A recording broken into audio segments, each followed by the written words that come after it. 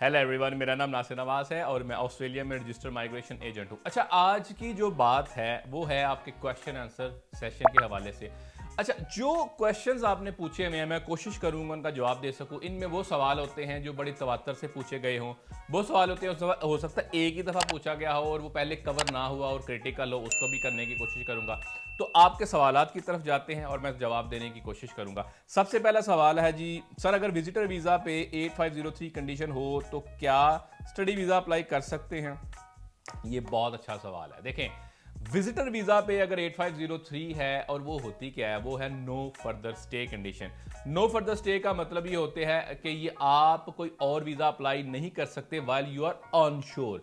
यानी कि ऑन शोर होते हुए आप और अप्लाई नहीं कर सकते, एक्सेप्ट कुछ वीजाज होते हैं जैसे प्रोटेक्शन वीजा है तो वो अप्लाई किया जा सकता है। अगेन उस पर मेरिट्स पे बात की जाएगी।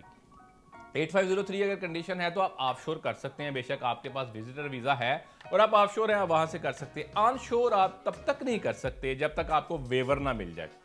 इसके ऊपर वेवर अप्लाई किया जा सकता है कंपेलिंग एंड कंपैशनेट ग्राउंड्स के ऊपर, और इस पे वेवर अप्लाई किया जाए। अगर वेवर का अप्रूवल आ जाए तो डेफिनेटली फिर आप कोई भी वीज़ा अप्लाई कर सकते हैं जिसके लिए आप एलिजिबल हैं। लेकिन अनफॉर्चुनेटली जब तक ये इम्पोज्ड है आप स्टडी वीज़ा तो अप्लाई कर नहीं सकते ऑन शोर। ऑफ शोर आप कर सकते हैं। नेक्स्ट क्वेश्चन है जी, सर अगर visitor I want apply visa but economic condition of Pakistan is getting worse day by day, and I heard that universities are refusing Pakistani student GTs and universities not giving offer letter to Pakistani student. Is that true? Unfortunately it's happening. आपको अगर पता हो कि जो रुपए की कदर में जो बेकदरी हुई है वो बतदरीज ऐसे हुआ जैसे कि फ्री फॉल हुआ है, यानी कि बहुत नीचे गया और आप ये बड़ा अनफॉर्चुनेट है कि पाताल तक इसने छू ही दिया है। और एक दो दिन के अंदर पिछली अगर आप एक वीक को देखें तो ये ऐसे फ्री फॉल हुआ है कि जैसे इसमें मतलब इसको आप बयान नहीं किया जा सकता। वो जैसे अनवर मसूद कहते हैं ना, दिस इज़ अनबयानेबल, कि आप भाई कैसे बयान करें और किसी को कुछ समझ नहीं आ रही क्या चल रहा है। ऐसे इकोनॉमिक कंडीशंस के हवाले से जब चीज़ें आती हैं तो डेफिनेटली जो प्रोवाइडर हैं, यूनिवर्सिटीज़ हैं, कॉलेजेस हैं, उनके कंसर्न्स जो हैं वो रेज़ करते हैं। वो कंसर्न्स रेज़ इस तरह होंगे कि वो ऑफ़र देंगे या उनकी कंफर्मेशन ऑफ एनरोलमेंट देंगे, उस पर वीज़ा अप्लाई किया जाएगा। तो अगर रिफ्यूज़ल होता है तो इनको डेफिनेटली फ़र्क पड़ता है, वो सारी एक्सरसाइज जो रायगा जाती है। तो यस, कुछ के ऊपर फ़र्क पड़ रहा है चीज़ों पे, लेकिन आहिस्ता आहिस्ता चीज़ें स्टेबल होना शुरू हो जाएंगी। इसमें उस तरह घबराने की बात नहीं है। जैसे ही चीज़ें थोड़ी सी अभी ये थोड़े से टाइम में स्टेबल होनी शुरू हो जाएंगी तो उस तरह के जो चैलेंजेस हैं वो नज़र नहीं आएंगे। लेकिन आपके सवाल का जवाब ये है कि अभी अनफॉर्चुनेट है कि जो आपने पूछा, यस कुछ चीज़ों में ये हो रहा है और दिखाई भी दिया है। नेक्स्ट क्वेश्चन है जी, I Nasir want to ask first thing, if got 491 done, is it necessary to work in the same field where assessment done for 3 years and wages a minimum Australian 53,900, or any job can lead to 491 after? अच्छा जिशान इमाम, बहुत अच्छा सवाल किया आपने। देखें, 491 जब आपको ग्रांट हो जाता है ना, आपकी ऑब्वियसली दो मोटी मोटी कंडीशंस हैं। एक, आपने 3 साल के लिए रहना है रीजनल एरिया के अंदर, और दूसरा आपने ग्रॉस इनकम 53,900 कमानी है। क्योंकि ये प्रोविजनल वीज़ा है तो ये कंडीशंस हैं मीट करने के लिए 191 के लिए। तो आप अगर लेट्स से सॉफ्टवेयर इंजीनियर के तौर पे आए हैं, अकाउंटेंट के तौर पे आए हैं, मैकेनिकल इंजीनियर या मैकेनिक के तौर पे आए हैं, कुछ भी आप आए हैं, आपको जॉब नहीं मिली तो आप कुछ भी कर सकते हैं। आप कोई भी जॉब कर सकते हैं और एक जॉब से ज़्यादा जॉब्स कर सकते हैं। आप बिजनेस कर सकते हैं। आपको इनकम को फोकस करना है। काम जो सोर्स ऑफ इनकम क्या है इससे फर्क नहीं पड़ता, लॉफुल होनी चाहिए डेफिनेटली। लेकिन ये फर्क नहीं पड़ता कि आप जिस ऑक्यूपेशन पे नॉमिनेट होके आए हैं उसी पे आपको काम करना है। आप उसमें भी कर सकते हैं, दूसरे में भी कर सकते हैं, एक से ज्यादा काम भी कर सकते हैं। ऐसा नहीं है आप अकाउंटेंट आए, अकाउंटेंट के तौर पे किया है तो आप तो पैसे पूरे नहीं हो रहे, पैकेज कम है, लेट्स से $100 ही कम है, तो वो तो मसला बन गया ना। तो आप कुछ और भी कर सकते हैं, साथ ऊपर चिपिन कर लें या कुछ और कर लें, सिक्योरिटी कर लें। तो आपको कहने का मतलब ये है कि और जॉब से या प्रोफेशनल जॉब से या स्किल्ड जॉब से या बिजनेस से आप कुछ भी कर सकते हैं। तो आप इस इनकम को या इस जो कंडीशन को आप पूरा कर सकते हैं 191 के लिए। ये 100% पॉसिबल है। ज़रूरी नहीं है कि आप जिस ऑक्यूपेशन में आए उसी में आपने काम करना हो। Hope I answer the question. Next question है जी, 25 फरवरी को स्टार्ट डेट है सर, वीज़ा ग्रांट हो गया होगा या नहीं सर, प्लीज़ टेल मी। हो सकता है, देखें जो प्रोसेसिंग टाइम है उनमें स्पेशली इंडिया से तो वो बड़ा शॉर्ट प्रोसेसिंग टाइम है। ये ऐसा नहीं है कि बहुत लंबा लंबा को 4 महीने 10 महीने वाली game is over, already over. तो ये हो सकता है। 25 फेब अभी बड़ी दूर है। आज I think end of January चल रहा है, तो अभी बहुत, अब तकरीबन एक महीना पड़ा है।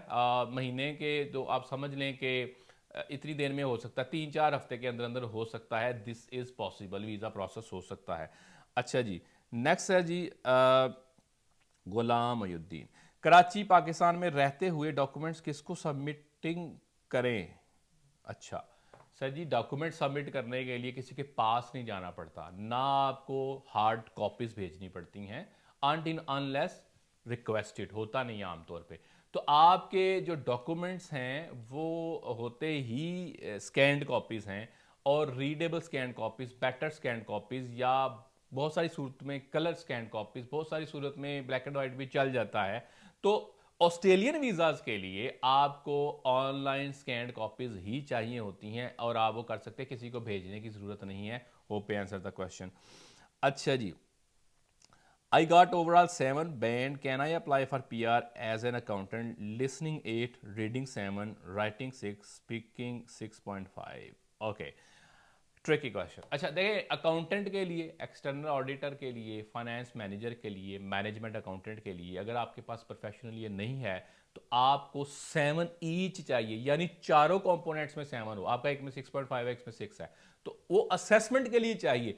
तो असेसमेंट करवाने के लिए 7 ईच चाहिए, इसके बगैर आप हिल भी नहीं सकते। आपकी स्किल असेसमेंट नहीं होगी, स्किल असेसमेंट नहीं होगी, वो जैसे मैंने अपनी दूसरी वीडियोस में बात की हुई है कि आपका जो पहला स्टेप पूरा नहीं होगा, पहला पूरा नहीं होगा तो आप अप्लाई नहीं कर सकते। तो 7 ईच लेने की कोशिश करें, पीटी में जाएं, 8 से बेहतर है। आपका स्कोर बहुत अच्छा है, आप पीटी में कर सकते हैं, मुझे लगता है 8 भी कर सकते हैं अगर थोड़ी सी तैयारी करें तो। अच्छा, नेक्स्ट है जी, अस्सलाम वालेकुम, मेरा बेटा फरवरी 2023 में अपनी कंप्यूटर इंजीनियरिंग डिग्री कंप्लीट करने जा रहा है। अब वो मास्टर इन आईटी ऑस्ट्रेलिया से करना चाहता है, प्लीज़ गाइड करें, एडमिशन के लिए क्या करना होगा, कितना खर्चा होगा। अजरा नाजनीन। अच्छा, वालेकुम सलाम, थैंक यू सो मच। आप एक तो हमारा चैनल देखते हैं, आपका बहुत शुक्रिया। और दूसरा ये है कि बेटा अगर इंजीनियरिंग, कंप्यूटर इंजीनियरिंग है तो फर्स्ट ऑफ ऑल मास्टर्स में अब वो आ सकता है।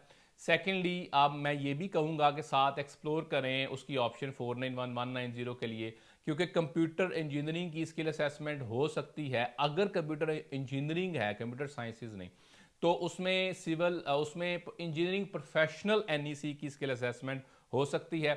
आपने अगर इनका खर्चा वगैरह जानना है तो हमारी एक ऐप है स्टडी वाइज जो ऐप है वो हमारी ही प्रोडक्ट है। उसमें जाके आप बेटे को बोलें कि उसको डाउनलोड करें, या आप खुद भी कर सकते हैं।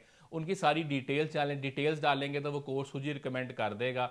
जब आप वो कोर्स रिकमेंड कर देगा तो आपको जो स्टूडेंट काउंसलर एक एलोकेट हो जाएगा। स्टूडेंट काउंसलर आपको सारा समझा देगा कि भाई कितना खर्चा होगा, कैसे होगा।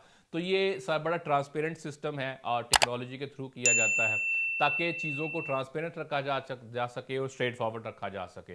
तो आप ये ऐप को डाउनलोड कर सकते हैं। Hope I answer the question. तो ये कुछ सवालात थे जो कि आप लोगों की जानिब से आए। आपकी मोहब्बतों का शुक्रिया, सपोर्ट का शुक्रिया। अगर आपका कोई सवाल है, कमेंट है, क्यूरी है, तो मैं कोशिश करूँगा उसका जवाब दे सकूँ। हमें सपोर्ट करने के लिए, चैनल को सपोर्ट करने के लिए सब्सक्राइब करें। Thank you.